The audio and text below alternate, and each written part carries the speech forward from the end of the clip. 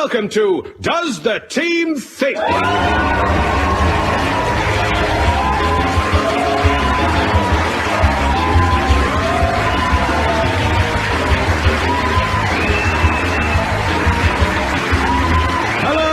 Vic Reeves, Britain's foremost deep-sea turnip farmer, and I welcome you to Does the Team Think, the show where a group of undisciplined, pedantic morons indulge in a session of comical intercourse with the common goal of out-opinionating each other to win a prize of 10,000 rupees. An example of this might be, does the team think that the Pop Idol series has run its course? They humorously mishear me and presume I'm talking about Popeye dolls. To which I hilariously respond, Gee, Olive, you've been in the toilet so long my chorizo has begun to shrivel.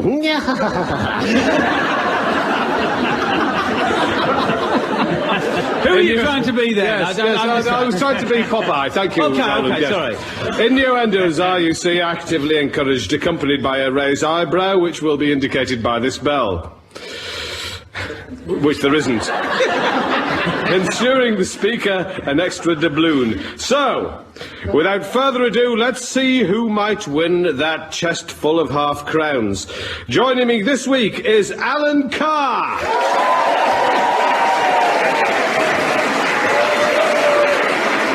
Alan recently kicked a beggar in Regent Street.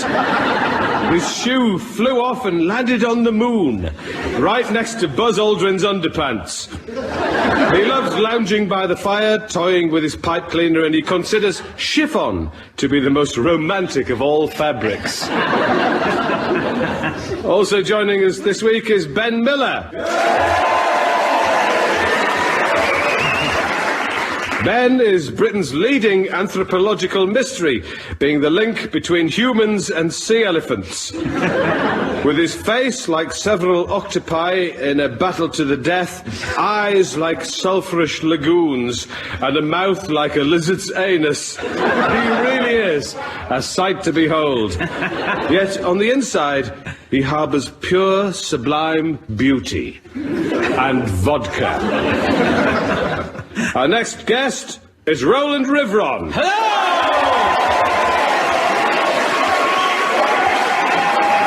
Buoyant Rowland, with his inflatable eyes, is lethal with his nunchucks, which he fashioned as a child out of a pair of vibrators sellotaped to a stethoscope. He has on several occasions been drafted by the government to fight the Portuguese, although he says his ambition is to do battle with Troutus, the king of the fish people. And our final guest is Shappi Khorsandi.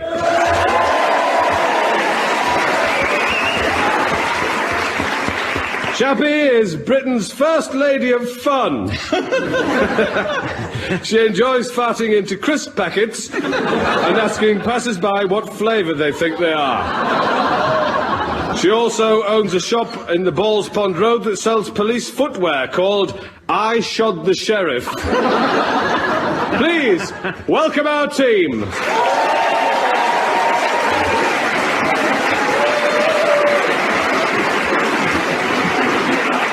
So, the first question comes from the lady there, with ants all over her face. What's your name and what's your question? My name is JC. Does the team think that they can lie successfully? Does the team think that they can lie successfully? I like lying, but I'm no good about it, so I lie about simple things to get my fix. Things like I've got my socks on the wrong feet, which is quite pathetic, or oblique lies like, this hat's too tight, when I'm not actually wearing one. Or grand lies like, that light bulb there, you wouldn't believe it, but it's over 600 years old. Ben, what do you lie about? I do try not to lie. You liar. I do try, but the reason I do that is that it's very hard to remember what the lies are. That's where I always get caught out. It's very hard to you've got a number of lies, you've been lying to a number of different people. I lie that I've got elves for eyes, that my ships are made of butter, which sail on a margarine I'm liking plank. that. Well, that's much better. I like that lie. Rowland, what about you? You must be a fabulous liar. Well, I mean, as we know, Chantal is living the dream. Unfortunately, I'm living the lie. Pretty much everything I've done, I can't put my hand up and say, yes, I did that, because I've no idea what I've been doing. Pretty much the whole of my life. So I can only deduce from that pretty much everything I've done has been a lie. I am living the lie. Your life is pretty much guesswork, isn't it? Yes, on a day-to-day basis. But on the same tack, I don't think there's anything wrong with a lie as long as you do it with enough sincerity. Lie to me sincerely. I love you. And you looked at the audience. Vic, I think he does love you. I think he does. I think that was... Yeah. No, I love you. I know where you live. I love you. Now you're scared. Yeah, I am actually. Shappi, what about you? I, unfortunately, am a shockingly good liar. My instinct is to lie. If I have to cancel a dinner date, I won't say I'm feeling a bit peaky. I'll say, I've lost my foot in the blender, and it's the first time it's happened. I don't know what to do, and I can't make it. And my friends will go, you're all right, whatever, you've got a bit of a headache, lie down. And my granddad has died about 7 times throughout my life. I found that he's always been an excuse not to do things. And my instinct for lying is... Does he know this? No. Well, I waited till he was dead before I started lying about him being dead, because otherwise I thought that would be tempting fate. And often I have been pretended to be my own identical twin. You know, when you bump into someone in the street and you're not really in the mood for a chat, and they go, Shappi. They might not call you Shappi if that's not your name, but they say to me, Shappi. And I say, oh no, I'm Shardy. I'm Shappi's sister. Oh, Shardy. Yeah, yes. And they say, oh, you look just like Shappi. And I say, oh no, she's cut her hair very short now and moved to America. And that's kind of like what I do. I actually tell people I'm Bruce Springsteen. Alan, what about you? You look like a liar. That's charming, that is. It is charming, actually, isn't it? I didn't think I was a good liar. Then I've been thinking here, and I once got into a club. Well, I told the man who was at the door, the doorman, that I was actually a member of the cast of the Ladyboys of Bangkok. Now, I don't know whether I'm such a good liar or he's just sick as because it's obviously, and he was like, oh, I love that show. And yes, you must see me. We're going to Newcastle next. Oh, I love your I Will Survive. I went, yes, bye. And yes, I probably am lying, but I think I've got a very good poker face, so I tend to smirk, like, oh yeah, Liars talk through the side of the mouths, don't they? Do they? Apparently, yeah. Well, like that, yeah, so... I'm ruffling my hair. And also your eyes dilate as well, don't they? That's why I always wear glasses with frosted lens whenever I lie. Nice. Actually, I have remembered a lie that I did tell, actually. It's not true that I've always told the truth, because I went to... I had a film that was on at the Cannes Film Festival a couple of years ago, just a little British film. Is that a lie? As the boat set sail on the life. Okay, Pirates of the Caribbean. And I turned up. It was quite a fancy hotel that I was going to be staying in, and I turned up, and they were all over me. They were sort of showing me. Somebody showed me up personally. There was this huge sort of suite of rooms at the top, and I had this amazing room when I got to the hotel. And I couldn't believe all the stuff that was in there: champagne and chocolates and flowers. And all this kind of stuff. I thought, wow, hey, there's only one Jimmy Grimble has really pulled out all the stops. And then I opened the card and it said, welcome Ben Stiller. Yeah. After the initial sort of embarrassment, I then called everyone I knew in Cannes and got them round to the hotel suite, and we just drank champagne on the hotel all day. Of course, the next day I got kicked out, but by then what could they do? It was fantastic. It's funny, you told me in the green room your name was Ben Stiller. Were you lying? The next question is an email, and it comes from Dave Hammond. Dave. And he says, does the team think swearing is clever? Tricky question. Rowland. Swearing, is it clever? Have we ever heard Stephen Hawking swear? He's a clever man. Yeah. Why doesn't he swear? Maybe a lot of the swear words are quite long, and it takes quite a long time to type the swear words out. Maybe that's why he doesn't do it. Maybe he's got some sort of child protection thing on his little computer that means that even though he wants to swear, it just doesn't come out. So he's got by. He's not that active, obviously, but he's got by without swearing. So I don't think you need swear words in this day and age. You don't need them. Have you got a favourite swear word you might be willing to impart? Ruddy. Ruddy hell. I tell you, until I was about 12 or 13, I was convinced that was a really bad swear word. I think my brothers had been egging me on, saying, go on, tell your mum this is ruddy awful. Mum, this food's ruddy awful. It wasn't a swear word at all, it's a colour. Blithering is a very good word. You blithering idiot. Do you know my father was once helping me. I had a car when I passed my driving test, and I had an old banger, and he was helping me fix it. And we were there under the dashboard, and he burnt his finger really quite badly. And because I was in the car, he went, "Oh, sausage!" and then he went on, and then there was this horrible smell because my father's finger was actually on fire. And he went on to say, "Oh, that reminds me of when I was in a Japanese prisoner of war camp. The smell of burning flesh." He didn't help me with the car after that. Alan, swearing? There's a need to swear now, because, like, people aren't witty and clever anymore. You know, you hear about, like, Winston Churchill, someone saying, "You're drunk." And he goes, "Well, you're ugly. In the morning I shall be sober." But you imagine that, if you said that to someone, you just get the kicked out, you wouldn't you, really? They'd glass you and, like, leave you in the gutter, you know, "You're ugly." Oh, picking your teeth out off the floor. But, yeah, I just think I don't want to swear, but I feel I have to. Well, you don't have to. I do, because I want to be, like, witty and charming, but wit means nothing these days. What do you say about swearing? Swearing can be clever if done in a foreign language. I Can find. it? Yes. Godful domme minnepiekien, which apparently is Dutch for go to hell pig farmer. You'd know that. I know that, yeah. I think swearing is clever. Particularly some of the Anglo-Saxon swear words are incredibly impressive because they can take the position of sort of noun, preposition, vowel, absolutely anything. It's extraordinary, quite imaginative. I remember passing a building site when I heard someone exclaim, "Oh, Reg, has only gone and which I thought was really incredibly impressive. Is that true? Yeah. I believe you. But what does it mean? It means something's broken something else. See. Let's move on now to another one from the audience. Can I ask the girl down there with the sun in her hair? A guy, actually, but... Is it a guy? Yes. Yeah, you can never tell these days. For sure. What's your name and what's your question? Milad Mehdi Khoshfek Shalkuri, and my question is... The name again, please? I can't write that quickly. Milad Mehdi Khoshfek Shalkuri. My question is... Yes, my lord. Yes, thank you. How does a team plan to prepare for old age? How does the team plan to prepare for old age?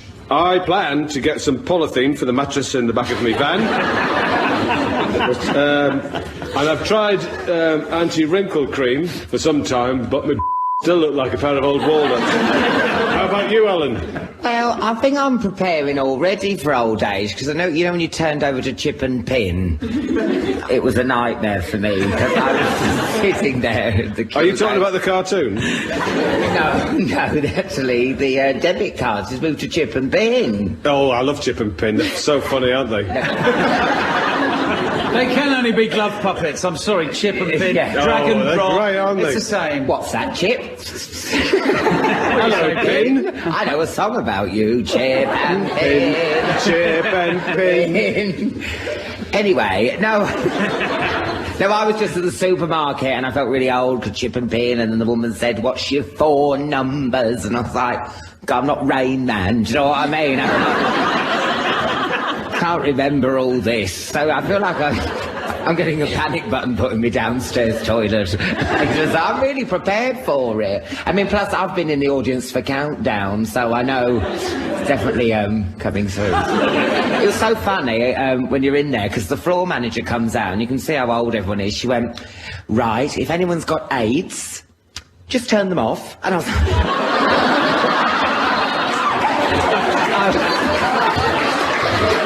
like looking round going, oh my God. And Quite right there. Thank you, Ellen. Shappi, what about you? Well, I think for old age, I'm preparing for. I'm currently with child. I got pregnant so I'd have someone to burp me when I'm old. And what I'm doing, I've decided the best way to prepare for old age is to learn as little as possible, like throughout my life, so that when I am old and forgetful, it won't be too much of a blow.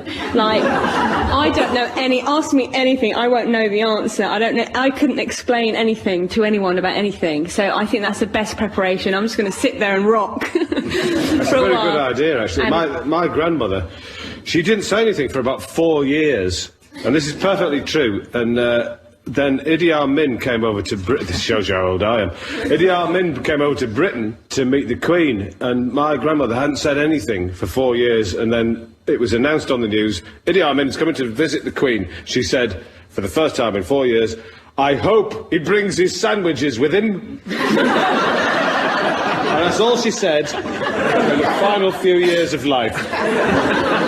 So you're quite right. Ben, what about you? I don't think we need to prepare for old age, Vic, because we're all just locked into youth culture, aren't we? We just can't seem to let go, particularly my generation, people that just in their 40s. They can't seem to accept the fact that they're getting older. So it's not uncommon to see a 40-year-old man skateboarding down the streets of Notting Hill. That's quite a good point, actually, Ben, because, you know, you there in your 40s with your It's embarrassing, floral shirt, Rowland and I looking like some Dickensian characters. Rowland, what about you? How are you going to prepare? We know that Ben's going to nail his skateboards onto a Zimmer frame. That's not a bad thing.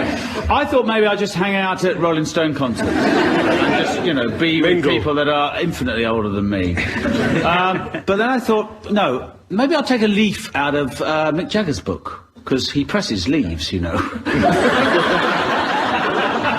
Keith presses wildflowers, and the bass player that was with the Rolling Stones just used to press himself against women. Yeah. I'll take a leaf out of his book, I'll anything that moves, I'll brush my teeth constantly, and I'll be in a very famous rock and roll band. I think that's the only way you can stay young, you can stave off being old. The other thing I thought was maybe, if you're going to prepare yourself for being old, what you need is about 3 salient words that pretty much sum up the best time of your life. And then you take those 3 words with you to old age. The reason I say this is that I was once on Pebble Mill at 1 with Alan Titchmarsh was presenting, bless him. I was on with John Thompson. The pair of us were backstage being ready just seconds before going on live onto this show at lunchtime. We had a little peek through this curtain to see who the audience were. They were all pretty much in their 90s. So we thought very quickly, OK, how are we going to connect with the audience? And no word of a lie. The last thing I heard John Thompson say to me as we were just introduced live onto stage was, just talk about powdered milk. Thank you very much. Let's move on. Thank you, Rowland. Can I just say, I think Alan has already got an old person's voice. Oh. No, it's quite good. Is that... How can you say that? Get out of here. Did you speak like that when you were 7? Honestly, my mum thought I was possessed. And indeed you were. Next question now comes from the audience, and it's the lady there, weeping into her deeds. Hello, Vic. I'm Sarah. Does the team think there's a polite way to fart? Is there a polite way to fart? Well, now, I always carry a jam jar to fart into so it can be recycled. And may I say, not yet have I had one letter of thanks from Old Spice. Alan, how do you politely fart? You don't. A fart's a fart. Whatever you dress it up as. You know, yes, I can stand there with a wig and a fan, farting, holding up my petticoat, but you're hardly going to go, hollyhocks. It's impolite. You can't. I mean, when you get in a lift and people go, you know, better out than in. I mean, that's so rude. So there's no polite way. It's not polite. What about if you attended perhaps a concert and took the precaution of slipping a clarinet up your before you attended it? Well, if it was in tune, that would be wonderful. Shappi, have you ever farted politely? I have never farted before in my life. I find the whole practice slightly Well, you've never abhorrent. done it? Never. But I knew Are you someone sure who... you're not pregnant? It's just wind. You've never farted. You've given birth to a fart. And I love it all the same. It's my fart and it's special. But I know people who farted, and what I find... You've been in the company of people who farted. I have. What I find terribly rude is when people fart in a lift, like Alan said, or on a bus perhaps. And I think the only way that you can make that polite is if you're going to fart on a bus, then just turn around and introduce yourself to the people sitting on either side of you, because that way at least they feel like they know you. They're not smelling alien farts. You know. So you're suggesting that I was in a lift, I said, excuse me, what's your name on either side of me? I'm going to fart in a moment. Let's just get to know each other. I'll tell you what I've eaten so you can be prepared for You don't have to get that deep. Just do it. Well, I think you should. You know. Excuse me, you might have seen me on the telly. I'm Alan. Thank you. Good night. Ben, you look like an avid farter. I am. I tell you, well, the method I favour is the gentleman's suicide. When you feel it brewing, and, you know, frankly, and it could go either way. What, follow through? You never know what you're going to get. Yeah, possible, ricochet. You know, the scandal suddenly emerges. You politely excuse yourself. I then repair to an adjoining room. You know, I basically detonate. Discreetly, I you know, almost like I fall upon my own sword, as it were. I then re-enter the room, smiling. Unfortunately, I'm always followed back in by the farts, and they're very hard to shake. Let's face it. I agree. There's a northern phrase that my friend Melissa told me, and I used it once. It's called, "Oh, I've got to let Polly out." And I remember being in a car with really bad wind. I said, "Can you pull over? I need to let Polly out." And I went out, and of course, like you said, it clings to you, doesn't it? And I got back in the car, and I said, "Oh, I think Polly's followed me." Rowland. The best way to hide a fart is to buy a dog. Just have a dog with you the whole time. And what was that?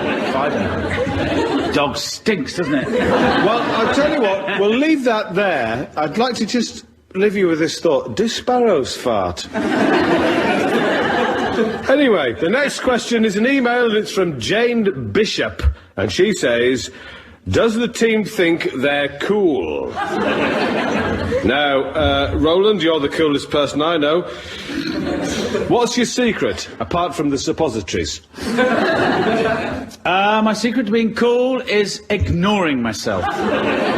Basically, what you do is there's no attention to detail, there's no attention. I don't shave, I very rarely cut my own hair.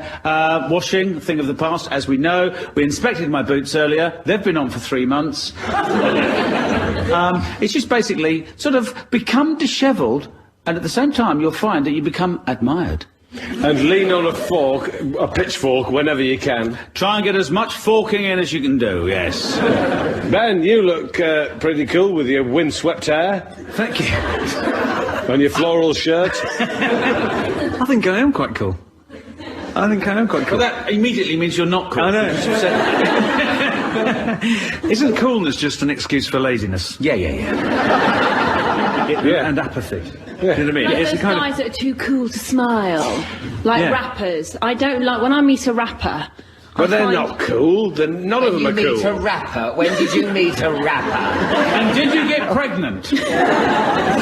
So that's it. I'm just not cool at all. But as you get older, that becomes cool. So you're cool now? I'm wittering, so I'm not. No, you are cool. I'm looking at you thinking, I'm oh, pretty cool. hip.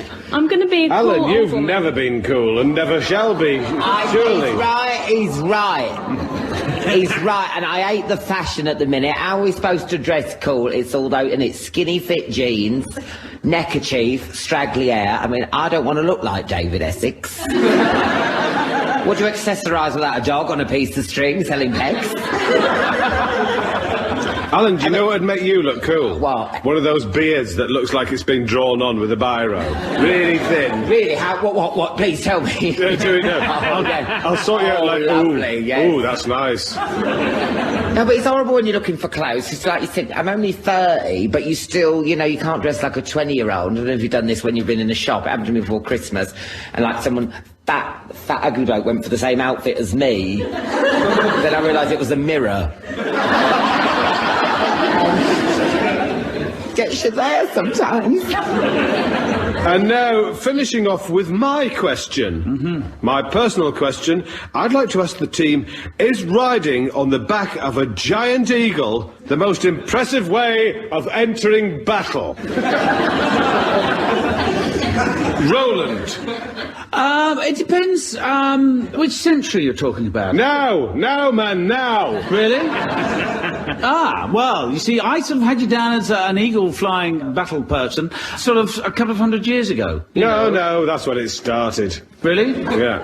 So, is there anything better than an eagle? That's what you're saying. Is it the best way to enter battle? And also, what kind of armour should one wear? Well, there's two questions in one. I'm Large-breasted sorry, no. brass. Two questions in one. Gauntlet things. I think there is a better vehicle than an eagle, and it's the tawny owl. Really? With its ability to turn its head. Perhaps sitting like a dual onslaught, so two people entering into battle sitting in the eyes of the tawny owl. Yes. In the Controlling the tawny owl. The face fur of the tawny owl. Yes.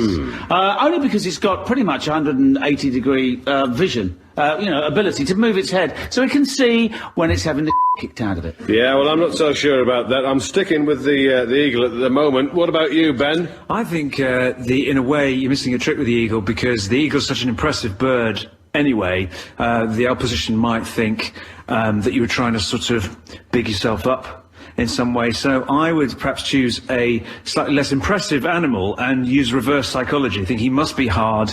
Look, he's right. He's attacking us on the back of a badger. No way. No way. No, I'm still with my eagle, and it's also supported by some brazen hussies on the back of winged stallions. Winged stallions. Shappi, how should I enter into battle? Well, I think that if it's an old-fashioned battle, not a modern battle, when you're likely to have your eagle tread on a landmine or get shot in friendly fire, I'm in the air. You're in the air? Yeah, I'm on an eagle, aren't I? It's friendly fire like in that thing would be if it on your heads, wouldn't it, really? Bloody Americans. Wouldn't you really? Friendly fire would be all right because it would just be... So there's a non-hurty battle. The thing is... Friendly fire. A non-hurty battle. A non-hurty battle? Yeah. Which would work just as well. I don't know why they bother with the whole... I'm actually preparing to attack Nova Scotia, so it should be fairly non-hurty. Non-hurty. The thing is, with an eagle, is that it's such a giant eagle, it's such a majestic, unusual bird, it will get all the glory, right? So everyone will be like... No, I will. Because you'll be riding it. Because I'm riding it in my copper armour. Armour. I think it would be a lot more impressive if you challenged yourself a little bit more and maybe surfed into battle on a Yorkshire Terrier. Because then you'll be demonstrating your balance skills, your domestic skills. And they'd all want to play with it, wouldn't they? Yes. Oh, look at he's lovely. Look at him. That's pathetic. Alan, what do you say? What say you, Alan? I wouldn't use an eagle. I'd use another bird, and a more bird would all know. I'd actually come riding on a giant tit. And I think while people were looking at the me riding a giant tit into battle.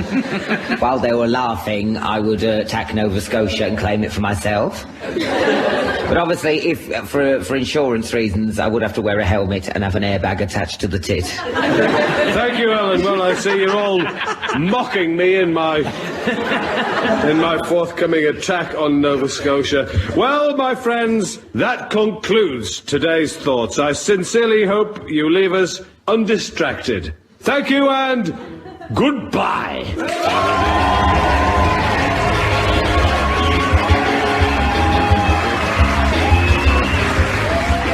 That was Does the Team Think? With Vic Reeves and this week's guests, Alan Carr, Ben Miller, Rowland Rivron and Shappi Khorsandi. It was written by Vic Reeves